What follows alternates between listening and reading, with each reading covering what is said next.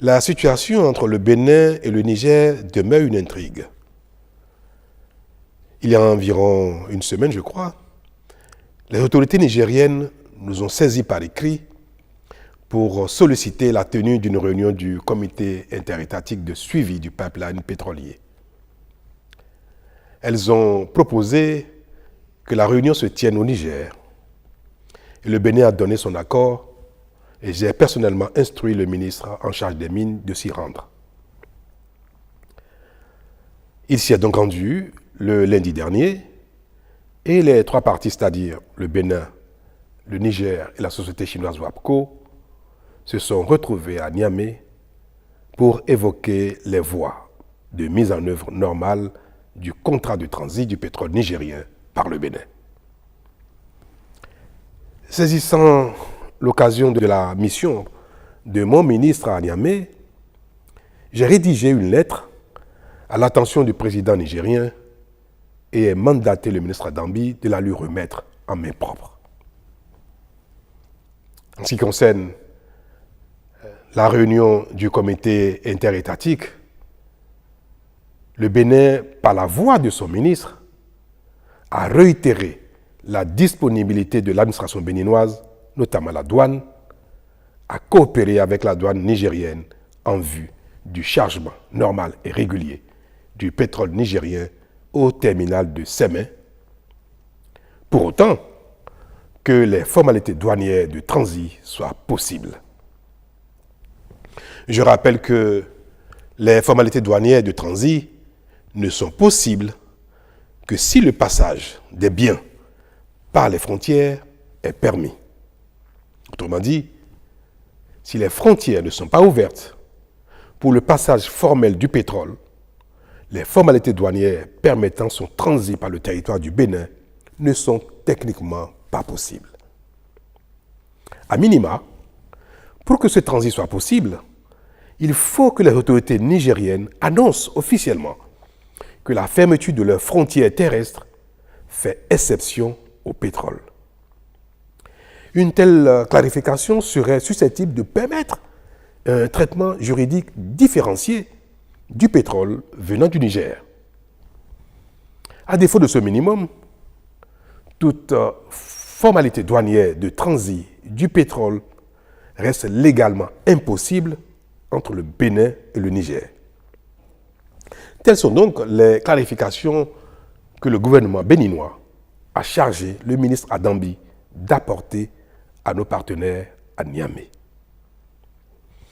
Mais selon le compte rendu qu'il m'a fait hier à son retour, le ministre Adambi, il ressort que la partie nigérienne présente à la dite rencontre n'a apporté aucune réponse à nos préoccupations et attend ou attendrait de recevoir les instructions de ses plus hautes autorités. Alors je vous parle. Je n'ai reçu aucune clarification ou information de nos frères nigériens allant dans le sens attendu par tous. Mieux, le président Tiani n'a pas reçu le ministre Adambi, que j'ai pourtant expressément chargé de lui remettre ma lettre d'apaisement et d'invite au rétablissement de la fraternité et de la libre circulation des personnes et des biens entre le Niger et le Bénin. Je peux vous rassurer que le Bénin n'a fait l'économie d'aucun effort, d'aucune humilité pour permettre le rétablissement de la concorde entre le Niger et le Bénin. Et de manière plus concrète, s'agissant des deux points qui ont été évoqués à Niamey, en l'occurrence, les équipements complémentaires du pipeline amenés par le partenaire chinois et en attente au port de Cotonou pour être acheminés au Niger, je veux réaffirmer que le Bénin reste disponible à accorder toutes les facilités possibles à la société WAPCO pour l'acheminement effectif des 10 équipements sur le Niger.